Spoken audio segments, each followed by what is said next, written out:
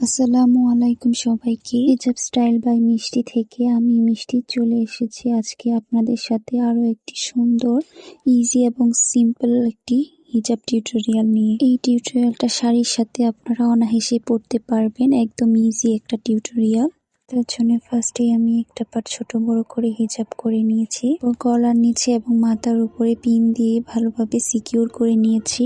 দেন হিজাবের বড় যে পার্টটা, এটাকে ভাঁজ করে মাথার উপরে এনে একটা পিন আপ করে দিয়েছি। দেন হিজাবের যে বড় অংশটা রয়েছে, এটাকে জাস্ট এভাবে ফোল্ড করে এখানে সুন্দর করে কভার করে একটা পিন আপ করে দিব। তারপর হিজাবটাকে চারদিক দিয়ে কভার করার পর সুন্দর করে সেফটি পিন বা ব্রোচ ইউজ করতে হবে। আমিও এখানে সুন্দর করে একটা পিন করে দিয়েছি শলা পিন দিয়ে।